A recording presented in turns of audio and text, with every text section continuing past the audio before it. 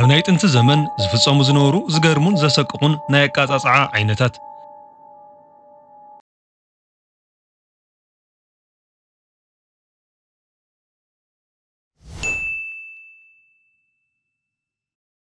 ሰላም ተኸታተልቲ ናይና ቲዩብ ሎሚ ሒዝና ለኹም ዝመፀና ብጣዕሚ ዘደንግጽ ዘሰቅቕን 11 ዓይነታት ኣቃጻጽዓ እንትኸውን እዚ ቪድዮ ላይክ ምግባር ከይትርስዑ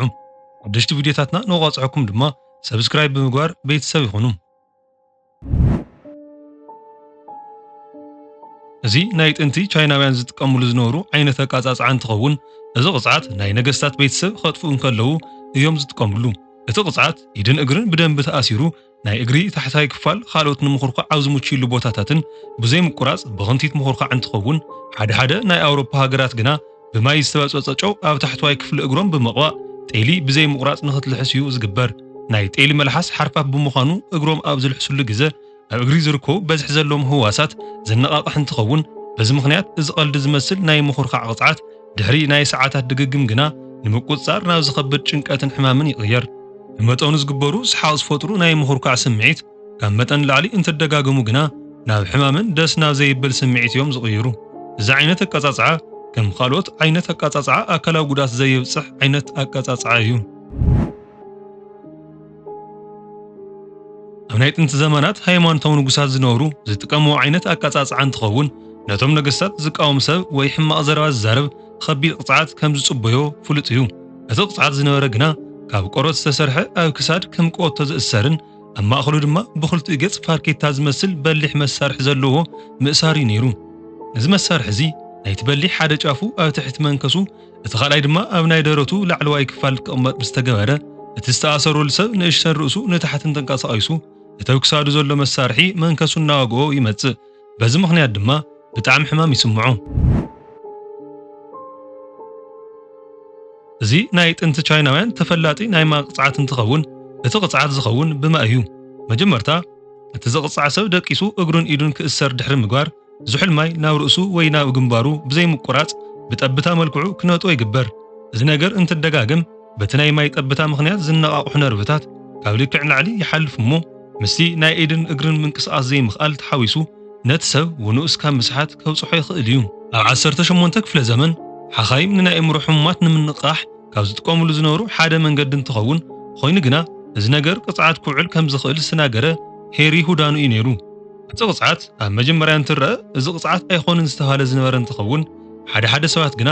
እዚ ቅጽዓት ብፍቓዶም ኣብ ባዕሎም ፈተነ ድሕሪ ምግባር ክንዲ ከቢድ ከም ዝኾነ ክርድኡ ክኢሎም እዮም። እቶም ዝመከሩ ሰባት ኣብ መጀመርያ ዝተሰምዖም ስምዒት ቁሪ ማይ ምጽማእን ጭንቀትን እንትኸውን ንእሽተይ ድሕሪ ምጽንሑ ግና ሙሉእ ሰውነቶም ከም ዝቆሰለ ዓይነት ስምዒትን ምትንፋስ ከም ዝኣበዮምን ንኽፈትሕዎም ድማ ከም ዝለመኑ እዮም ዝተርኣየ።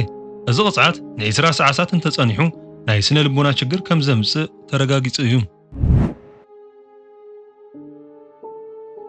እዚ በዓቲ እዚ ንቅጽዓት ተባሂሉ ኣብ ትሕቲ መሬት ተኳዒቱ ዝስራሕ ብጣዕሚ ጸቢብን ዘየንቀሳቕስን መውጽእ ዘይብሉ በዓቲ እንትኸውን ብላዕለዋይ ገጹ ንእሽተይ ክፍቲ ይግበረሉ።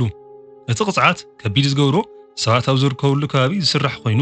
ናይ ሰባት ድምፅን ናይ ምግቢ ጨና ኾነ ኢሎም ንኽጨንዮም ንኽሰምዑን ተባሂሉ እዮም ዝሰርሕዎ። እዚ ጥራሕ ድማ ኣይኮነን። እቶም እስራት ምስ ተኣሰሩ ሙሉእ ንሙሉእ ዝርስዑ እንትኾኑ ምግቢ ኾነ ማይ ኣይወሃቡን። በዚ ምኽንያት እቶም እስራት ስቓይ ብዝተመልኦ መንገዲ ይሞቱ። ናይ ጥንቲ ግዜ ኣብ ሮም ኢምፓየር ውሽጢ ብሰፊሑ ዝፍጸም ዝነበረ እንትኸውን ኮይኑ ግና እስካብ ቀረባ እዋን ማለት ድማ እስካብ 1930 ናይ ኣውሮፓውያን ኣቆጻጽራ ኣብ ሃገረ መንጎልያ እዚ ዓይነት ኣቃጻጽዓ ይጥቀምሉ እዮም ነይሮም። እዚ ኣብ ካልኣይ ዓለም ውግእ ናይ ጀርመን ወታደራት ንጸላእቶም ንምቕጻዕ ዝጥቀምሉ ዝነበረ ዓይነት ኣቃጻጽዓ እንትኸውን እቲ ቅጽዓት ብጣዕሚ ከቢድ ከም ዝኾነን ንምሕሳው ዘይከኣል ከም ዝነበረ እዩ ዝንገር። እቲ ቅጽዓት ንሓደ እሱር ኢዱን እግሩን ብምእሳር ኣልኮላዊ መስተ ንኽሰቲ ዝግበር እንትኸውን በዚ ምኽንያት ናይ ከብዲ ምንፋሕን ካልኦት ከበድቲ ሕማማትን ክበጽሖ ይኽእል እዩ። ካብ ዓለምና ብጣዕሚ ከቢድ ኣቃጻጽዓ ብጥንታውያን ግሪክ ዝፍጸም ዝነበረ ብሬዘን ቡል ዝተባህለ መሳርሒ እንትኸውን ኤርሎስ ብዝተባህለ ብ16 ክፍለ ዘመን ከም ዝተሰርሐ እዩ ዝንገር። እዚ መሳርሒ ነሓስ ዝተሰርሐ ናይ ብዕራይ ቅርጺ ዘለዎ ኮይኑ ውሽጡ ጥርሑ እንትኸውን ሓደ ዝቕጽዓ ሰብ ናብኡ ከኣቲ ብምግባር እቲ ትሕቲ ብዕራይ ድማ ሓዊ ንኽነድድ እዩ ዝግበር። እቲ ሰብ እናተቓጸለ ዘውፅኦ ናይ ኣውያት ድምፂ ነቶም ኣብ ደገ ዘሎ ናይ ብዕራይ ድምፂ ኮይኑ እዩ ዝስምዖም ናይ መጀመርያ በዚ ዝተቐፅዐ ሰብ ድማ እቲ ሰራሒ ኤርሎስ ዝተባሃለ ባዕሉ እዩ ነይሩ እዚ ናይ ቅፅዓት መንገዲ ድማ ካንግ ዝተባሃለ ርእስን ኢድን ንኽእቱ ተገይሩ ዝተሰርሐ ናይ ዕንጨይቲ ቦርድ እንትኸውን እቶም ዝቕፅዑ ሰባት ርእሶምን ኢዶምን ጥራሕ በዚ ቦርድ ክሓልፉ ተገይሩ እዩ ዝእሰሩ እቲ ቦርድ ስለ ዝሽከምዎ ድማ ድኻም ይስምዖም ዋላ እንተኾነ ኮፍ ንኸይብሉ ግና ብዙርኡ እዩ ዝሕፀር ናይቲ ቦርድ ክብደት ካብ 9 እስካብ 20 ኪሎግራም ዝምዘን እንትኸውን ሓደ ግዜ ድማ ኢዶምን ርእሶምን ተራሒቑ ንኽእሰር ብምግባር ምግቢ ንኸይበልዑ እውን ይግበር እዚ ብተወሳኺ ድማ ኣብ ሓደ ቦርድ ክልተ ሰባት ንኽእሰሩ ክግበር ይኽእል እዩ እዚ ጁዳስ ግሬድል እናተባሃለ ዝፍለጥ ዓይነት ኣቃጻጽዓ ብጣዕሚ ከቢድ ዝበሃል እንትኸውን እቲ ዝቕፅዕ ሰብ ብኣርባዕተ ዝተፈላለየ ኣንፈት ተኣሲሩ ንላዕሊ ሓፍ ክብል ዝግበር እንትኸውን ብታሕቲ ድማ በሊሕ ዝኾነ መሳርሒ እዩ ዝግበር በዚ ምኽንያት እቲ ሰብ ትሕት እናበለ ብዝመፅእ ቁፅሪ እናተጎድአ ይመፅእ እቲ ቅፅዓት ብብዝሓት ዝትግበር ምስጢር ንምውፃእ ወይ ገበኖም ንኽኣምኑ ዝጥቀምሉ እንትኸውን ሓደ ግዜ ድማ እቲ ቅፅዓት ንምኽባድ ኣብ እግሩ ከቢድ ነገር ብምእሳር እቲ ሕማም ንኽበርትዕ ይገብሩ እዮም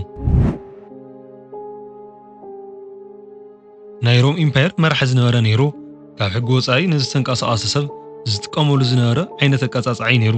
እዚ ቅፅዓት ዝግበር ብጣዕሚ ዝጠማየ ኣናፁ ኣብ ሓፂን ብምግባር ናብቲ ናይ ዝቕፅዕ ዘሎ ሰብ ከብዲ ከኣትያ እዩ ዝግበር ሓደ ግዜ ድማ ነቲ ኣናፁ ዘለዎ ሓፂን ሓዊ የርስንዎ እተን ኣናፁ ድማ ካብኡ ከም ልጣይለን ነቲ ሰብ ምብሕጫር ይጅምራ ተመሳሳሊ መልክዑ ናይቲ ዝቕፅዕ ዘሎ ሰብ ኣብ እግሩ ፅብብ ዝበለ ኣብ ላዕላዊ ገፊሕ ዝኾነ ስረ ክገብር ብምግባር ኣናፁ ይመልእዎ እዚ ዓይነት ኣቃጻጽዓ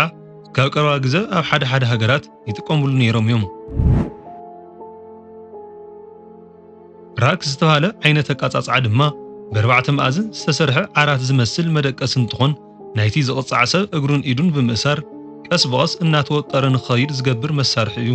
እዚ ናይ መገጣጠሚ ችግር ካብ ምምፅኡ ንላዕሊ ናይ ዓፅሚ ምስባርን ናይ ጅማት ምብጣስን ከምፅእ ይኽእል እዩ እዚ ዓይነት ቅፅዓት ዝጥቀምሉ ሚስጢር ንምውፅፃእ እዩ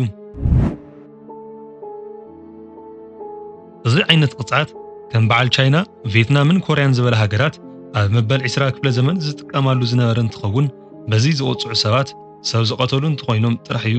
እቲ ቅፅዓት ኣብ ሰብ ዝተኣከበሉ ዝፍፀም እንትኸውን እቲ ዝቕፅዕ ሰብ ብደንቢ ተኣሲሩ ክሳዱ ንኽቑረፅ እዩ ዝግበር ናይ ሎሚ ቪድዮና ነዚ ይመስል ነይሩ